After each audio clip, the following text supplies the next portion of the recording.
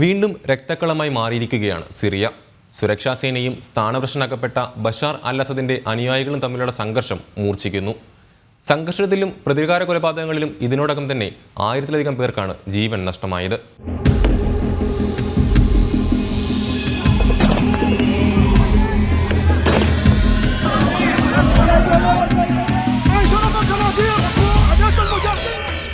സിറിയയിൽ വീണ്ടും അശാന്തി പടരുന്നു.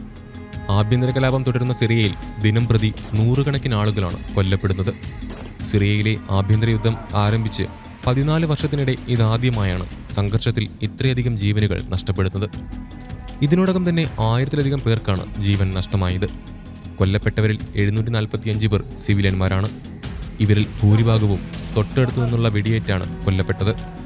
ഇവരെ കൂടാതെ 125 സുരക്ഷാ സേനാ ഉദ്യോഗസ്ഥരും കൊല്ലപ്പെട്ടു. അസദിനെ അനുകൂലിക്കുന്ന സായുധ സംഘടനകളിലെ 148 പേർക്കും സംഘർഷത്തിൽ ജീവൻ നഷ്ടമായി. മരിച്ചവരിൽ സ്ത്രീകളും കുട്ടികളും ഉൾപ്പെടുന്നുണ്ടെന്നാണ് രാജ്യാന്തര മാധ്യമങ്ങൾ റിപ്പോർട്ട് ചെയ്യുന്നത്. ലദാക്കിയയിലെ ജബ്ലേൻ നഗരത്തിൽ തുടങ്ങിയ സംഘർഷം ടാർട്ടസ് ഉൾപ്പെടെ മറ്റിടങ്ങളിലേക്കും വ്യാപിക്കുകയായിരുന്നു. 2 ദിവസത്തിനിടെ 600-ലേറെ പേരാണ് കൊല്ലപ്പെട്ടത്.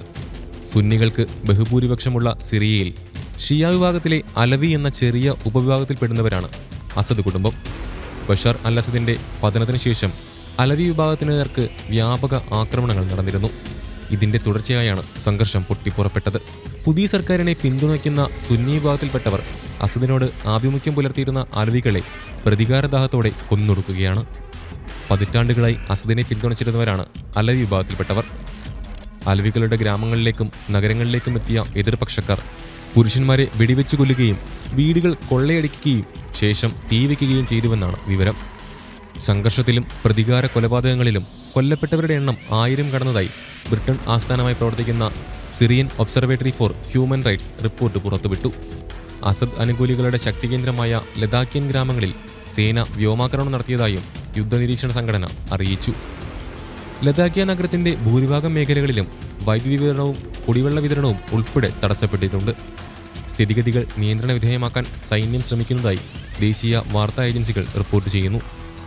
ലദാക്കിയയിലേക്ക് കൂടുതൽ സേനയെ അയച്ചതായി സർക്കാർ പറഞ്ഞു.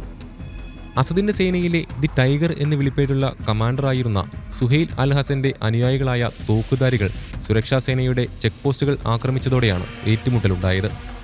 2015-ൽ വിമതർക്കെതിരെ അസദ് സേനയെ നയിച്ചത് ഹസനാണ്. തീരമേഖലയായ ബനിയാസും ജബ്ലയും ഇപ്പോഴും അസദ് അനുകൂലികളുടെ നിയന്ത്രണത്തിലാണ്. ന്യൂനപക്ഷമായ അൽവൈറ്റുകൾ അധിവസിക്കുന്ന മേഖലയാണ് ഇവിടം. അസദിന്റെ ജന്മനഗരമായ ഖർദയും അലവി ഗ്രാമങ്ങളും സിറിയൻ ഭരണകൂടത്തിന്റെ നിയന്ത്രണത്തിലല്ല.